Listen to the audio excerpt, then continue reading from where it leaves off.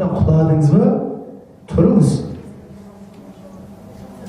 Қорқынышыңызды құлау емес, бәріміз құлаймыз, таяқ жейміз, жылаймыз, күйзелетін күндерде болады, бірақ сіздердің артықшылықтарыңыз қайта тұруларыңыз. Неліктен тағы да сіздер өздеріңізді жеңу қиын? Себебі, мысалға қарасаңыздар, өйткені ол сіздің қарсыласыңыз сізбен күші бірдей болады екен. Өзіңіздің қарсыласыңыз күші бірдей болады екен. Мысалға, барлықтарымыз Геннадий Геннадьевич Головкинді білеміз ба? Серік Сәпиев. Енді көп жағдайда бокспен мысал кетеміз, өйткені бетпе-бет көп жағдайда кездесіп қарсыласы бокста, иә? Геннадий Головкин болсын, көптеген біздің Бақтияр Артаев болсын, Бекзат Саттарханов ағаларымыз болсын, оның барлығын білеміз, иә? Боксты барлық көрдік қой, иә? Сонда бокске қатысатын кезде ол адам, так бүгін менің сопернигімді, қарсыласын білдім, ертең боксасам дей ма?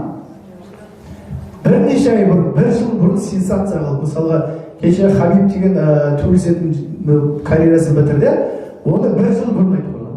Геннадий Головкин 6 ай бұрын айтып қойған. Ол не істейді 6 ай бойы? Тура сол қарсыласқа дайындалады. Басқа ана қарсыласқа емес, одан кейінгі болатын қарсыласқа, болмаса өткен қарсыласқа емес, тура сол қарсыласқа дайындалады. Так, ол сол қолмен жақсы ұрады, мен мынаны істеуім керек. Сөйтіп 6 ай бойы дайындалады. Тура сол сияқты сіз өзіңіздің қарсыласыңызды білесіз ғой. Сіз білесіз тамақ көп жейтініңізді. Сіз білесіз көп ұйықтайтыныңызды, мысалға, иә? Сонда сіз білесіз ба, сіз не істеуіңіз керек? Так, мен бүгін осы 15 күнде мен кімді жегем? Тамақ көп жейтін адамды жегем. Соған дайындаласыз тек қана. Соған дайындаласыз. Ештен кетпей, ерте тұруды келесі 15 күнде үйреніңіз. Біз не істейміз? Егер қолыңыздан келсе, 10-та үйреніңіз. Көп жағдайда өзің білетін, өйткені күштеріңіз, деңгейлеріңіз бірдей. Сіздің рухыңыз қаншалықты өседі, сіздің нәпсіңіз де соншалықты өседі. Сосын сіз керек білімдерді алу арқылы, оны және де алып қана қоймай, тәжірибеде қолдану арқылы сіз оны жеңесіз. Ол сіздің деңгейіңізге көтерілген кезде сізді жеңеді. Мысалға мен сізге айтсам қазір, Айдана ханым, мен сені сол бетіңе ұрамыз, сіз сол бетіңізді күтуге тосуға дайын тұрасыз ғой. Сол сияқты сіз, мен бүгіннен бастап ақшаны үнемдеймін деген кезде сіздің нәпсіңіз біле ме оны? Ақшаны үнемдеймін деп жатқан. Сосын оны істейді, магазинге кіресің, нан алуға кірдің, ана пончикті ала салсайын, үйде балалары бар ғой, ана рулетті ала салсайын, сокты ала салсайын, ананы ала сал. Бутикке барамыз киім алуға. Не істейміз? Ананы ала салайық, бұдан ала салайық. Сосын ақша жоқ. Не істейміз? Ақшаны бәрі жұмсап қойдық. Тура сол сияқты сіздер нәпсілеріңіз біле отырады сіздің сондай ситуацияларды алып келеді. Сіз өсем деп шешім қабылдадыңыз ба, сізді өстірмейтін нәрсе дейтін күрелі дейді. Сені тартып тұратын нәрсе болады. Сондықтан оны қиын деген сөз мүмкін емес деген сөз емес. Жазыңыздар, қиын деген сөз мүмкін емес деген сөз емес. Қиын әрине. Қиын. Бағана Мария ханым айтып жатыр, иә? Тауға шыққан кезде өліп қала жаздадым дейді, бірақ өлген жоқ қой, Құдайға шүкір. Онымен қосып 6 килограмм тастады. Бастапқы қадам жасау, бағана Маржан ханым да айтып жатыр. Ең бірінші жасау, қадам жасау өте қиын. Бірақ ары қарай жүріп кетсеңіз, мысалы кішкентай баланы күнде қарасаңыздар, тәй-тәй басып келе бала бүйтіп басына бүйтіп қорқады, сосын жүргеннен кейін оны тоқтата алмайсың. Әй ананызда, күйді, ананызда сөйт. Бірақ ол мысалы тоққа тартылса да күйсе де ол бала ары қарай жүріп кете береді ғой, тоқтатпай. Сондай сіздерде баланың күшіндей болу керек. Неге балада негатив жоқ? Неге балада жоқ деген нәрсе түсінбейді бала? Қой дедім ғой десең, ол бала бір сәттен дәл соны қайда. Өйткені оның миы таза. Ал біз керек емес. Анан дейді ма, Индияның сериалы 2 жыл көрдік. Одан кейін бұқаралық ақпараттар неше түрлі нәрсені көрдік. Одан кейін ол аздай біз дейсеміз, құрбыларымыз іздеп барамыз да, бір тортымыз алып барамыз да, давай әңгіме айтайық. Ол әңгіме айтқанда сіз не айтасыз? Жақсы әңгіме айтасыз ба? Әлде анау мынаны алып той, анау сөйтсе қайтеді. Тұрсынбектің айтады бар ғой. Сөйтіп снижение шайды алып торттен кетіп қалып жүрмеңіз еді. Сондықтан құрметті бизнес серіктестер, сіздер ол керек емес, ақпарат көп болғаннан кейін сіздерге қиын болады, қозғалуда қиын болады. әрекет ету де қиын болады, өзіңізді өзгерту де қиын болады. Сондықтан біз бүгіннен бастап не істейміз? Жаңа медитацияны кім медитация жасап жүрген жоқ? Кім медитация жасап жүрген жоқ? Медитация кім жасаған жоқ? Жасап жүрген жоқсыздар ма? Қолыңыз көтеріңіздер, сіздер ешкім жасамағандар шығыңдар деп. Шыға жүрмейін ба? Бүгіннен бастап, бүгіннен арасында деген нәрсе болмайды. Бүгіннен бастап медитацияны әдетке кіргізесіздер. Таңертең тамақ таңертең тұрған завтрак ішесіздер ме міндетті түрде? Өйткені асқазандарыңыздан сигнал келеді ғой. Тамақ жеуге қарның ашады. Медитацияда ештеңені ойламайсыз. Ештеңені ойламайсыз. Тек өзіңізбен өзіңіз ғана боласыз. Тыныштық. Бүгіннен бастап медитацияны әдетке айналдырасыз. Спонсорлар қадағалаңыздар. Кім көтерді және қарап алыңыздар, спонсорлар кім қол қойды? Тағы бір көтеріңіздерші, медитация жасамайтын кісілер. Спонсорлар көріп алыңыздар. Бүгіннен бастап қадағалайсыздар. Себебі адам түсінем. Біреуміз зейнетте кісіміз, біреуміз орта белгіге келдік. Осы уақытқа дейін әдет келген әдетті өзгерту оңай шаруа емес. Біздің мақсатымыз тек жол көрсету, істейтін сіз ғана. Бірақ осы екі ортада тренер керек, жетекші керек, әйтеуір бір шығатын шығар деген үмітті сенетін адам керек. Сондықтан құрметті бизнес серіктестер, медитацияның ойларыңызды тазартыңыздар, негативті жойыңыздар. Және де неліктен көп жағдайда ойлайды.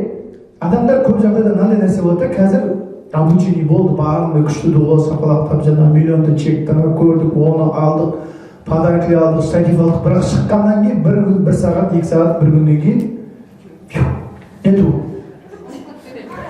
Өйткені біз не істейміз? Бұрынғы әдетпен қайтадан бүйтіп түсіп кетеміз. Түсіндіңіздер ма? Сондықтан бүгіннен бастап біз өзімізді қорғайық. Қалғандарыңыз саңыздар. Сіздер біреу мейлі өсектесін, біреу жамандасын, біреу сіздің артыңыздан күлсін, мейлі түкірсін. Сіз не істеуіңіз керек? Сіз мақсатыңызды арзан нәрсеге, арзан адамға сатпаңыздар. Мысалы, үстіңізде кім біреудің көйлегі, мысалы қазір үстіңізде көйлек мысалы 500 мың тұрса, мен сізге 50 мыңға бересің, бересіз ба? Бермейсіз ғой. Тура сол сияқты сіз армандарыңызды неге арзан адамға, арзан ситуация, жаңағы ұйқыға, еріншектікке, жалқаулыққа сатасыздар. Сондықтан армандарыңызды сатпаңыздар, құрметті ханымдар, құрметті бизнес серіктестер. Осы тұрғыда сіздердің назарларыңызға, мотивацияларыңызды тағы да арттыру үшін видеороликті назарларыңызға ұсынғым келіп тұр. Назар қойып қараңыздар. В этом мире нет ничего более могущественного, чем перелом сознания. Ты можешь изменить цвет волос, свою одежду, свой адрес, свое гражданство или даже жену. Но если ты не изменишь мышление, то события вокруг тебя будут дублировать себя раз за разом. Потому что все, что изменилось лишь снаружи, в то время как внутри тебя все осталось. Жаңағы стол биіктігінен, биік жерден выступать етуге запрет қояды. Сонда қанша миллион адамдар қарайды. Сонда оның арманы қараңыздар, Францияда өзі арманда, жаңа суретті көрді, оның арманы Америкаға апарды. А біз не істейміз? Отырған бір жерімізде отыра береміз. Арманыңыз келіп тұрма, Алматыда бизнес жасауға, неге Алматыға бизнес жасаудың мүмкіндігі барын жасамайсыз? Визуализация жасау керек, өзіңізді сеніміңізді арттыруыңыз керек, өзіңізді күресіңіз. Біреуді өзгертуді, жүктеудің қажеті жоқ. Мені болып, балаңызды тек үлгі болыңыз. Сіздің қолыңыздан келетіні өзіңізді өзгертіп үлгі болу. Мысалға, барлықтарыңыз бас бармақтарыңызды көрсетіңіздерші. Бас бармақтарыңызды көрдіңіздер ма? 70% бізде бас бармақты емес, сұқ саусақты көрсеттіңіздер. Бас бармақ деген мынау. Яғни бұл тұрғыда не түйіндейміз? Адам көргенін істейді. Сіз оның мейлі ұрысыңыз, айқайлаңыз, неше түрлі жаңағы цитаталарыңыз, бірақ егер сіз ол нәрсе істемесеңіз, ол адам ере ма? Мысалы, Құралай ханым командасына Күләш ханым, егер Құралай ханым 400 мыңды алмаса, Күләш ханым ала ма? Алмайды, өйткені ол спонсорын қайталайды. Тура сол сияқты сіздерге спонсорлар айтатын, сіздер алда жүріңіздер. Себебі сіздің соңыңыздан келе жатқан команда сізге ілесу керек. Түсіндіңіздер ме? Сіздер тез жеңіп өздеріңіз егер басқа біреумен күресудің қажеті жоқ. Бүгіннен бастап біз не ұқтық, ертеңге қалдырмаймыз. Медитация. Сосын не? Визуализация, аффирмация, сосын өзімізбен ғана айналысамыз. Енді бағанадан бері айтып жатырмыз. Негізі енді қазір уақытында кішкене тығыздау болып қалып тұр. Барлығын айтып жеткізгім келеді. Жүрегімде шығып жатқан нәрсенің барлығын жеткізгім келіп тұр. Енді біз бағана айтып жатыр, Санева компаниясы бизнес серіктестері айтып жатыр, онлайн курсқа қатысқан кісілер. Бізде Санева компаниясының өзіне инвестициядан бастапты онлайн курсы бар. Бір айлық онлайн курсында ода сіздер не үйренесіздер? Өздеріңізді табуды үйренесіздер. Өздеріңіздің бойыңыздағы бар жақсы қасиеттеріңізбен талаптарыңызды бизнесте жетістікке жетудің жолында қолданып үйренесіздер. Өздеріңізді табасыздар, негативті жоясыздар, позитивті ойда қалыптастырасыздар. 3 айлық онлайн курс бар, баста бекіт еселе деген атты онлайн курс. Ол жерде 3 ай бойы болады. 3 ай бойы сіз осы Санева компаниясында сіздер айналысып жатқан бизнестеріңіз аты қандай? Айналысып жатқан бизнестің түрі қандай сіздердің? MLM бизнес, MLM-нің ағылшын тілінен айтқанда ол расшифровкасы multi-level маркетинг, яғни орысша многоуровневый маркетинг, яғни көп желілі маркетинг қазақша айтқан кезде. Бірінші кезеңде сіздер маркетинг Санева компаниясы маркетинг жоспары, желілі маркетинг қандай екен, соның барлығын сіз толық игересіз.